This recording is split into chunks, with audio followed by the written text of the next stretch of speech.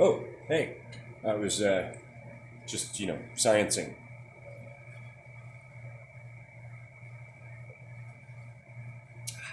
Ooh, that's tasty. It's very tart. It's because it has a low pH. What does pH mean? In chemistry, pH is a scale that's used to specify how acidic or basic a water-based solution is.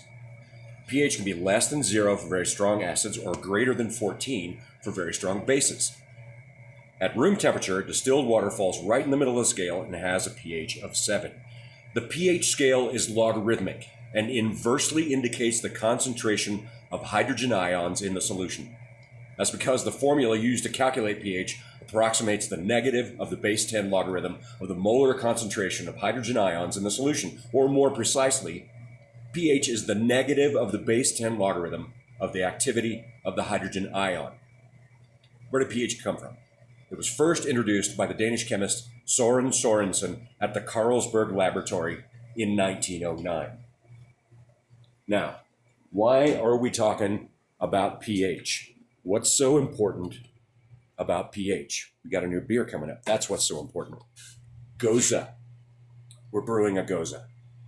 We just transferred it today. It's in the server. Now,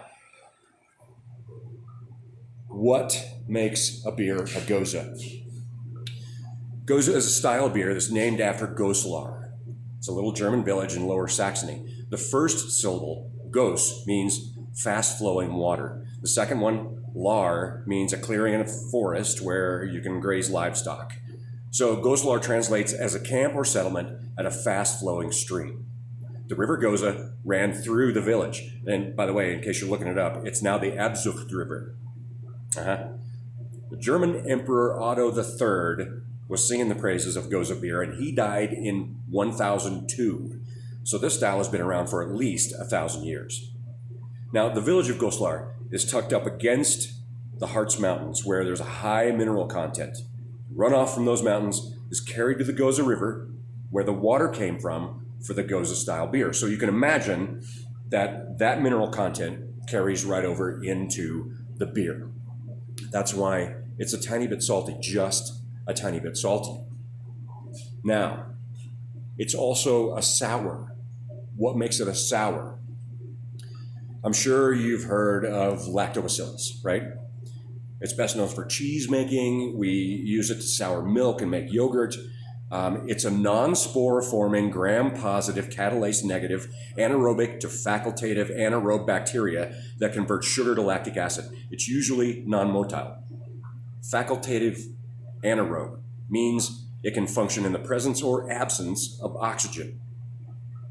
Lactobacillus genus contains about 180 known species. The species that we're using is Lactobacillus brevis. It's a heterofermentative strain that generally produces 4 main metabolites: lactic acid, ethanol, carbon dioxide, and acetic acid, with the bulk of that being lactic acid. So positive descriptors are words like bright and sharp or clean. It is definitely tart. Now, how do we make the Goza? It goes in here, just like the rest of the beer that we make. This is the mash tun. It sits in here for an hour. Then it goes in here. This is the kettle. This is where we boil the beer. So now the cool thing is, we want the lactobacillus to have about 24 hours to hang out in here, in the kettle, in wort that's about 110 to 120 degrees. It does its thing very slowly. We check the pH, which is what I was doing when you came in, on a regular basis. We want it to be at a certain pH level. Now, regularly, beer is right around 4.1 to 4.5 pH. This kettle sour that we brewed is around 3.3, 3.2, something like that.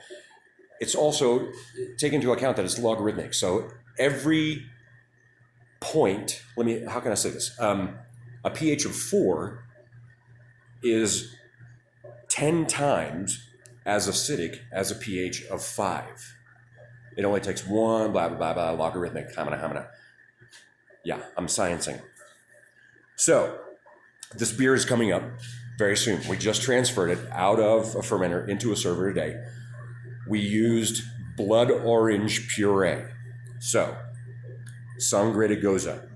It's going to be a big splash. We want people to talk about it. It's a very cool thing. I want you to taste it before it ever goes on tap. And so, if you could get in touch with me, I'd like for you to come out here, check out the brewing process. We'll talk about how all that went down, and then you can taste the beer, and you'll be able to talk to customers more about it. So, that's pretty much it for today. I'm going to go back to sciencing.